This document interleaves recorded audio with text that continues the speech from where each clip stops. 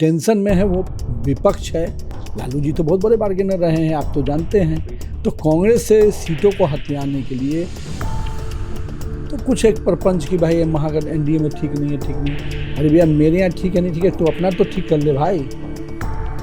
तो जब महागठबंधन का स्वास्थ्य खराब चल रहा है, एक बड़े उनके सहयोगी बोल रहे हैं, तब आप समझ सकते हैं स्वास्थ्य किसका खराब है। तो देखिए ये तो लालू जी का जो कहते ना फेंका हुआ खेल था कि लालू जी चाहते थे कि बीजेपी और एनडीए के बीच में तनातनी दिखाएं।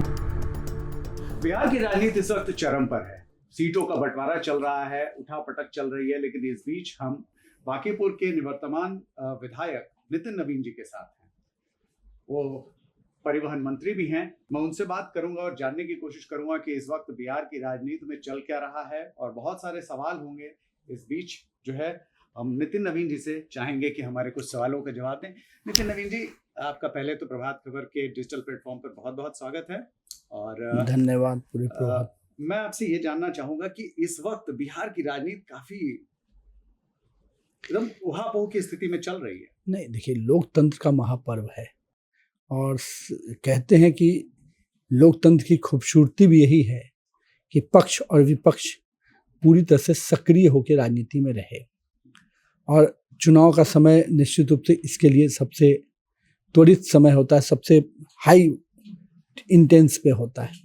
तो मेरा ये मानना है कि उसी फेज में बिहार अभी है, और बिहार ऐसे भी राजनीतिक स्टेट है। हमारे यहाँ तो जो राजनीति की चर्चाएं होती हैं चौक चौराहे पे, वो विषय पूरे राज्य की राजनीति से जुड़ा रहता है, और पॉलिटिकल स्टेट होने के कारण हर दिन एक छोटे छोटे इश्यूज भी राज्य के स्तर पे बड़े मुद्दे बनते हैं। तो वैसे समय में राजनीतिक घटनाक्रम जब बढ़ता रहेगा तो निश्चित रूप से उसका उफान देखने को मिलेगा। लेकिन अभी ये देखा जा रहा है कि सीटों के बंटवारे को लेकर काफी उहापोह की स्थिति बनी हुई थी। कभी चाहे एनडीए की बात कर लें, सीटों का बंटवारा फाइनल नहीं हो पा रहा था। कैसे नहीं, अब आप देखें, हम लोग को हर चीज का कहते हैं ना, सही समय पर सही निर्णय। हम लोगों ने जब अपने चुनाव समिति के पहले अपने सारे सीटों का ग्राफ को क्लियर कर लिया। कुछ इंटरनल एडजस्टमेंट होते हैं। जब पिछला चुनाव हम लड़े तो कुछ पार्टियां थी, इस बार और अधिक पार्टियां आई हैं। तो निश्चित रूप से सीटों की जो अंकगणित होती है उसका आपस का म्यूचुअल अंडरस्टैंडिंग बनाना पड़ता है, और सभी दल अपने लोकतांत्रिक प्रक्रिया से, हर दल चाहता है कि मैक्सिमम सीटें उनको मिले, उनका जो बेस है, जनाधार बेस बढ़े। तो इसमें गलत भी नहीं कुछ है, लेकिन उसी में सबका जब मिशन एक है तो निश्चित रूप से सभी एक साथ एक प्लेटफॉर्म पे आ जाते हैं।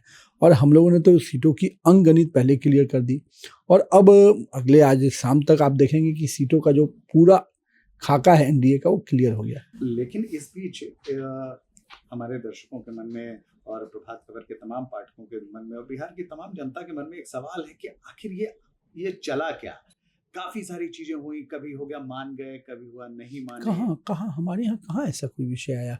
देखिए, आप लगता थोड़ा गठबंधन महागठबंधन के इश्यूज को, एनडीए में आप देखिए 5 दलों के लोग बैठे, इंटरनल जो हमारे प्रभारी जी हैं उन्होंने सबसे डिस्कशन किया।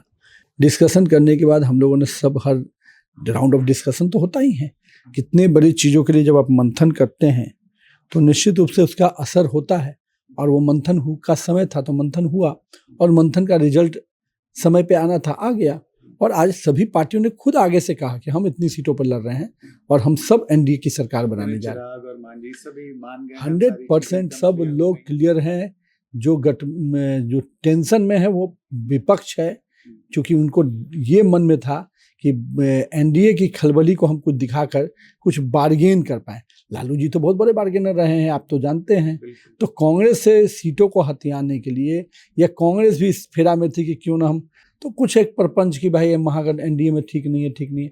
अरे भैया मेरे यहाँ ठीक है नहीं ठीक है, तो अपना तो ठीक कर ले भाई।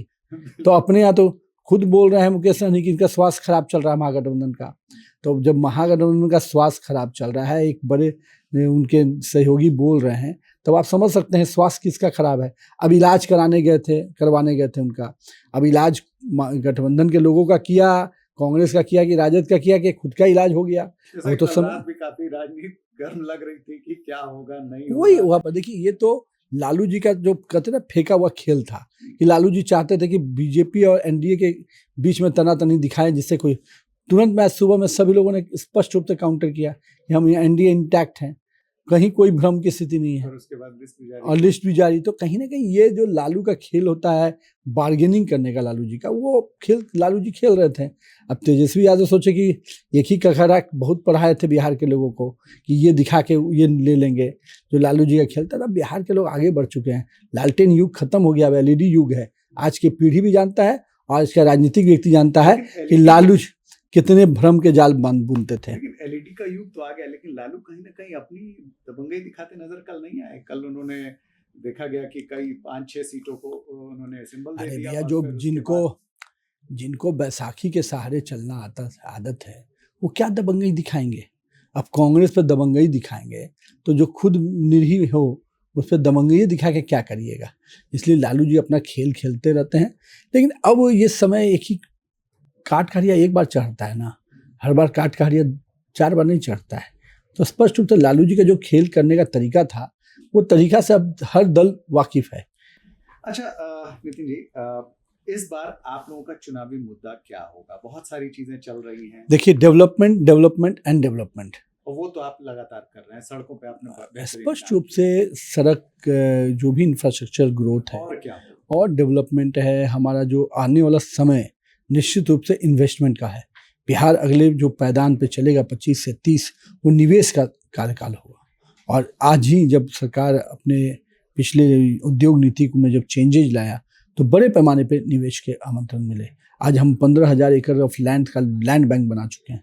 आज पूरी तरह से रोड इंफ्रास्ट्रक्चर, वाटर कनेक्टिविटी, बिजली कनेक्टिविटी, हम सब एक लेवल पे आ गए हैं, जहां हम इंडस्ट्रियल बिजली अलग से दे सकते हैं। एग्रीकल्चर, आप लोगों के ऊपर एक आरोप भी लगा कि अडानी को जमीन दी जा रही है, सस्ते दर पे दी जा रही है, देखिए दी जा रही है, जंगल काटे जा रहे हैं। ये आखिर क्या सिनेरियो बना? देखिए, जब जब डेवलपमेंट की बात आती है तो कांग्रेस और आरजेडी के लोग का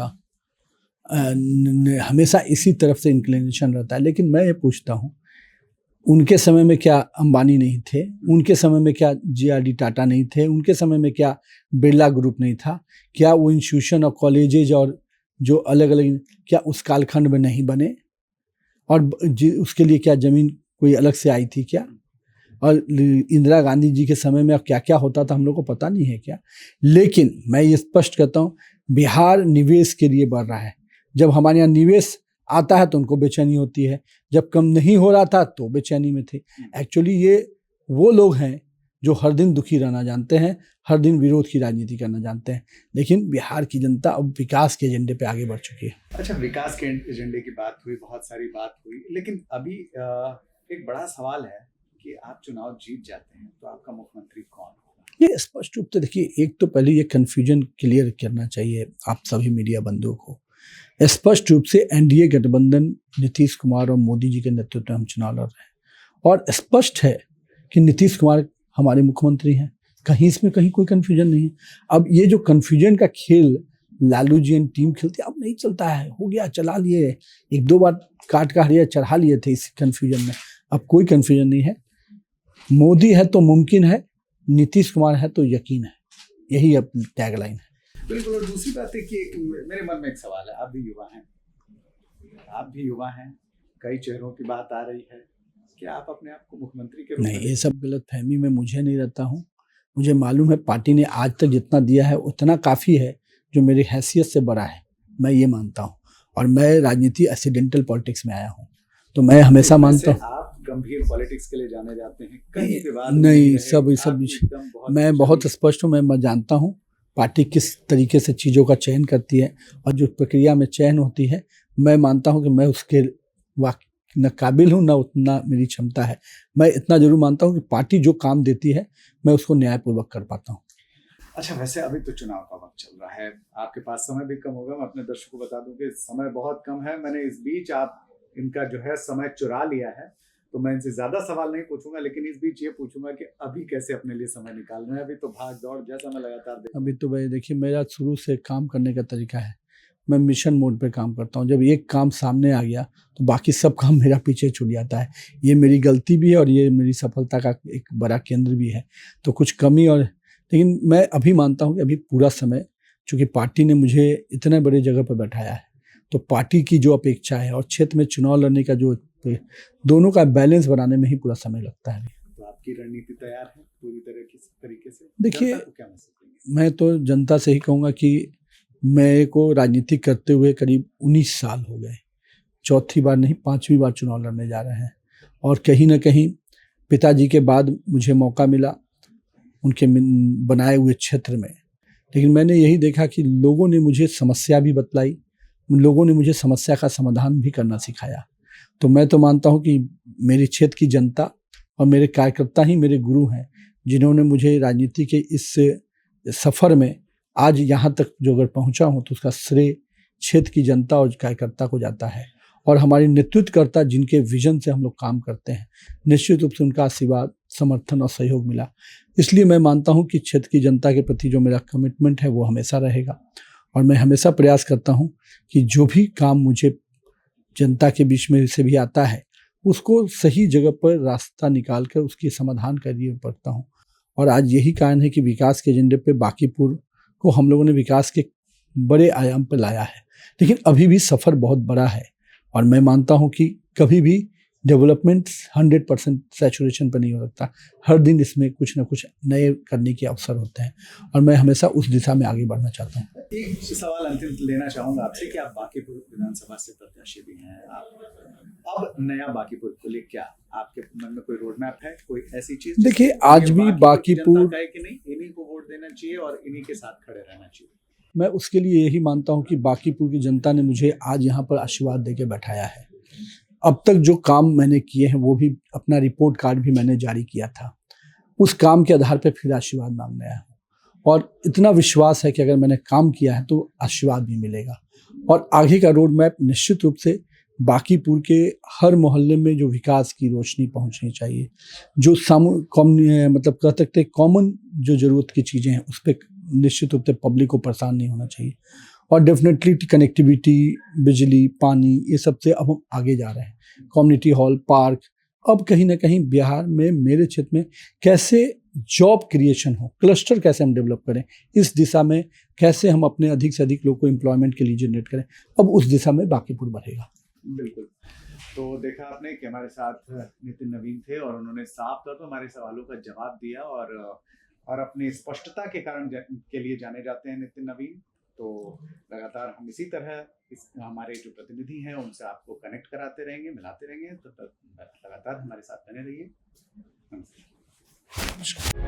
प्रभातखबर.com, विश्वास वही, रफ्तार नहीं।